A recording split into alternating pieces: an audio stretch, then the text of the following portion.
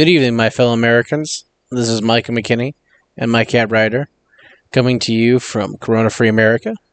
A little bit of broadcasting I'm going to do to try to make up for people's days, try to give you some sunshine and brevity in a world that seems a little lost in itself right now with the crisis. I'm coming to you from occupied territory now of coronavirus. As of 5:47 p.m., Governor Northam of Virginia has ordered stay in shelter, stay at home. Grocery and food delivery are essential services. Hospital staff are essential. Obviously, government functioning for the sake of safety and security still going on. But the rest of us, staying home. Don't go near your neighbors. Don't get comfortable being outside. Practice safety. Wash your hands with hot water and soap for 20 seconds. If you have hand sanitizer, use it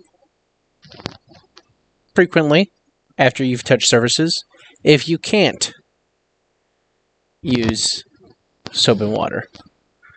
Ryder's got a bit of an irritation as it is. His ear is bugging him.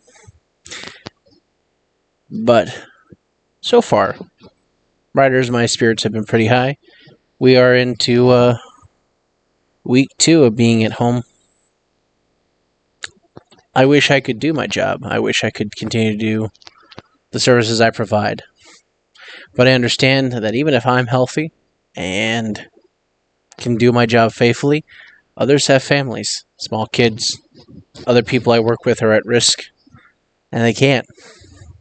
And it's not just them who have to maintain discipline. It is also I. I have to be vigilant and practice due diligence in how I treat myself and how I treat others in my community. We all have to. We are all united in this war against coronavirus, and someday will end. It's not today.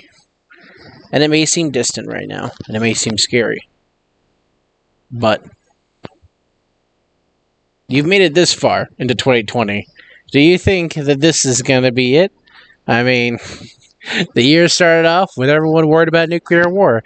I was literally driving back that night on January 7th. Oh boy. And my good friend texted me out of the blue going, "Do you know what's going on?" And jokingly saying, "Is this why you headed back?" I had no idea what was going on, so I turned on the radio and we had killed Qasem Soleimani. Oh man. What a surprise. People thought nuclear war was going to happen. I told them it wasn't. It's not that I think good or bad with the current administration, but I like to think I have a pretty good way to read people. And I didn't pick up from either side an intent to actually want to go to war. It's like North Korea a couple years ago. I'm not judging good or bad the policy, but I didn't think nuclear war was going to happen.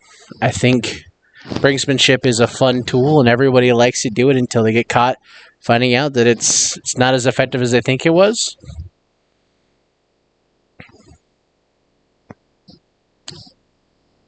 But at the end of the day, most people like their families. Most people like the control and power they have. They're not willing to cede it if there's not actually something to lose other than the power. Like, there was nothing on the line for either individual. Same in January. There was nothing on the line. The reality is that we are not at war with any one country. We are working with all countries to overcome this. But some countries are cooperating and doing the best they can. Some countries have absolutely no idea what's going on in their own country. And it's kind of scary thinking about how that country will handle the crisis when it finally comes on the door, if it's not already there. You think about toilet paper and hand sanitizer being out in America. Venezuela's been out of TP for a couple of years now. I mean, there were hilarious videos that were online of Maduro rewarding the regime loyal soldiers with toilet paper, not pay. You know, if you think Americans freaked out and took all the toilet paper in your store, what would happen? What do you hoard when there's nothing to hoard? What do you do? And yet, for 2 years, the people of Venezuela have survived. Civil war, unrest, fear of the regime. Here, what are we doing? Sitting on a couch. Being good little healthies and sickies, doing our best to not spread it around. We're on the front line. But we haven't been on other parts of the front line when it comes to humanity and its survival.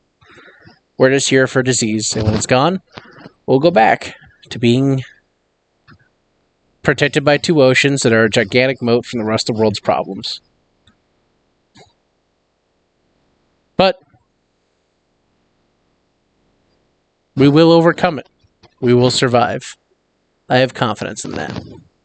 Signing out.